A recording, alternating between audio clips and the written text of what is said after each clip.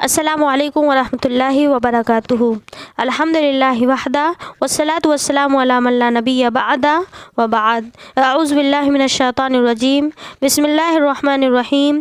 رب اشرح لی صدری ویسر لی امری واحلل عقدۃ من لسانی یفقہوا قولی۔ صحیفے کا چاک کیا جانا۔ شیب ابی طالب میں پورے 3 سال گزر گئے۔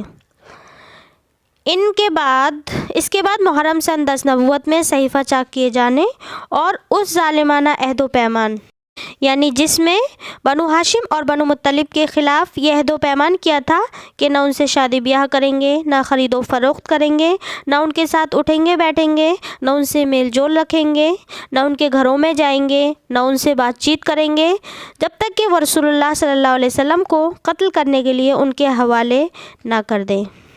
تو جب اس ظالمانہ عہد و پیمان کو ختم کیے جانے کا واقعہ پیش آیا، اس کی وجہ یہ تھی کہ شروع ہی سے قریش کے کچھ لوگ اگر اس عہد و پیمان سے راضی تھے تو کچھ ناراض بھی تھے، اور انہی ناراض لوگوں نے اس صحیفے کو چاک کرنے کی کوشش کی۔ قبیلہ بنو عامر بن لوئی کا ہشام بن عمرو نامی ایک شخص تھا۔ یہ رات کی تاریکی میں چپکے شیب ابی طالب کے اندر غلہ بھیج کر بنو ہاشم کی مدد بھی کیا کرتا تھا۔ یہ زہیر بن ابی امیہ مخزومی کے پاس پہنچا اور اس سے کہا، زہیر، کیا تمہیں یہ گوارا ہے کہ تم تو مزے سے کھاؤ پیو اور تمہارے ماموں کا وہ حال ہے جسے تم جانتے ہو؟ زہیر نے کہا، افسوس، میں تنہا کیا کر سکتا ہوں؟ ہاں، اگر میرے ساتھ کوئی اور آدمی ہو تو میں اس صحیفے کو پھاڑنے کے لیے یقیناً اٹھ پڑتا۔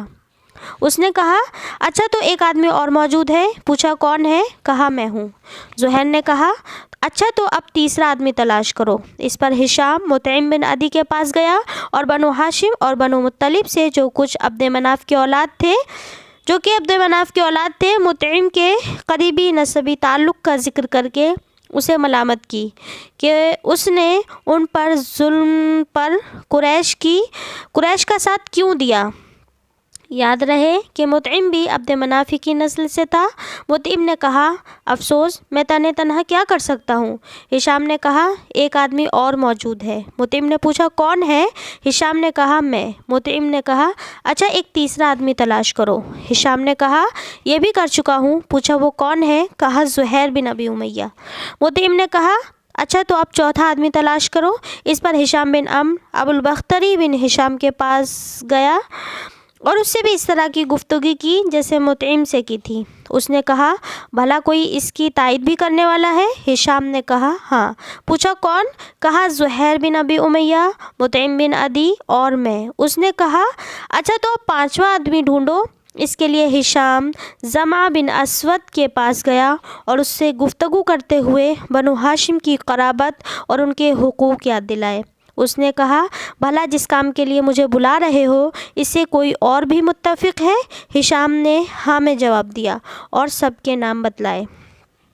اس کے بعد ان لوگوں نے ہجون کے پاس جمع ہو کر آپس میں عہد و پیمان کیا کہ صحیفہ چاک کرنا ہے۔ زہیر نے کہا، میں ابتدا کروں گا، یعنی سب سے پہلے میں ہی زبان کھولوں گا۔ صبح ہوئی تو سب لوگ حسب معمول اپنی اپنی محفلوں میں پہنچے۔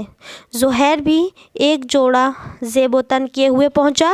پہلے بیت اللہ کے ساتھ چکر لگائے، پھر لوگوں سے مخاطب ہو کر بولا، مکہ والو، کیا ہم کھانا کھائیں، کپڑے پہنیں اور بنو ہاشم تباہ و برباد ہوں؟ نہ ان کے ہاتھ کچھ بیچا جائے نہ ان سے کچھ خریدا جائے۔ اللہ کی قسم، میں بیٹھ نہیں سکتا یہاں تک کہ اس ظالمانہ اور قرابت شکن صحیفے کو چاک کر دیا جائے۔ ابو جہل جو مسجد حرام کے گوشے میں موجود تھا بولا، تم غلط کہتے ہو، اللہ کی قسم اسے پھاڑا نہیں جا سکتا۔ اس پر زمعہ بن اسود نے کہا، خود اللہ کی قسم تم زیادہ غلط کہتے ہو، جب یہ صحیفہ لکھا گیا تھا تب بھی میں اس سے راضی نہ تھا۔ اس پر ابوالبختری نے گرہ لگائی، جمع ٹھیک کہہ رہا ہے، اس میں جو کچھ لکھا گیا ہے اس سے نہ ہم راضی ہیں نہ اسے ماننے کو تیار ہیں۔ اس کے بعد مطعم بن عدی نے کہا، تم دونوں ٹھیک کہتے ہو اور جو اس کے خلاف کہتا ہے غلط ہے۔ ہم اس صحیفے سے اور اس میں جو کچھ لکھا ہے اس سے اللہ کے حضور برات کا اظہار کرتے ہیں۔ پھر ہشام بن عمرو بھی اسی طرح کی بات کہی۔ یہ ماجرا دیکھ کر ابو جہل نے کہا، ہو نہ ہو یہ بات رات میں طے کی گئی ہے اور اس کا مشورہ یہاں کے بجائے کہیں اور کیا گیا ہے۔ اس دوران ابو طالب بھی حرم پاک کے ایک گوشے میں موجود تھے۔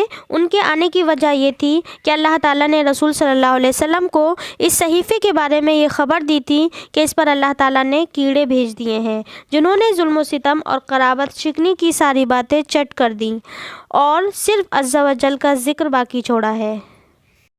پھر نبی صلی اللہ علیہ وسلم نے اپنے چچا کو یہ بات بتائی تو وہ قریش سے کہنے آئے تھے کہ ان کے بھتیجے نے انہیں یہ خبر دی ہے، اگر وہ جھوٹا ثابت ہوا تو ہم تمہارے اور اس کے درمیان سے ہٹ جائیں گے اور تمہارا جو جی چاہے کرنا، لیکن اگر وہ سچا ثابت ہوا تو تمہارے اور ہمارے بائیکاٹ اور ظلم سے تمہیں ہمارے بائیکاٹ سے باز آنا ہوگا اور ظلم سے رکنا ہوگا۔ اس پر قریش نے کہا، آپ انصاف کی بات کہہ رہے ہیں۔ ادھر ابو جہل اور باقی لوگوں کی نوک جھوک ختم ہوئی تو مطعم بن عدی صحیفہ چاک کرنے کے لیے اٹھا، کیا دیکھتا ہے کہ واقعی کیڑوں نے اس کا صفایا کر دیا ہے، صرف اللہ کا نام باقی رہ گیا اور جہاں جہاں اللہ کا نام تھا وہ بچا ہے، کیڑوں نے اسے نہیں کھایا تھا۔ اس کے بعد صحیفہ چاک کیا گیا۔ رسول صلی اللہ علیہ وسلم اور بقیہ تمام شعب ابی طالب سے نکل آئے اور مشرکین نے آپ صلی اللہ علیہ وسلم کی نبوت کی ایک عظیم الشان نشانی دیکھی، لیکن ان کا رویہ وہی رہا جس کا ذکر اس آیت میں ہے۔ بسم اللہ الرحمن الرحیم۔ وَإِن يَرَوْا آیَةً يُعْرِضُوا وَيَقُولُوا سِحْرٌ مُسْتَمِرٌ۔ اگر وہ کوئی نشانی دیکھتے تو رخ پھیر لیتے اور کہتے کہ یہ تو چلتا پھرتا جادو ہے۔ چنانچہ مشرکین نے اس نشانی سے بھی رخ پھیر لیا اور اپنے کفر کی راہ میں چند قدم اور آگے بڑھ گئے۔ آخر میں مولا کریم سے دعا ہے کہ ہم تمام کو اپنے نبی کی سیرت سننے، سمجھنے اور پڑھنے کی توفیق دے۔ مولا کریم ہمیں زیادہ سے زیادہ عمل صالح کی توفیق دے، آمین ثم آمین۔ السلام علیکم ورحمۃ اللہ۔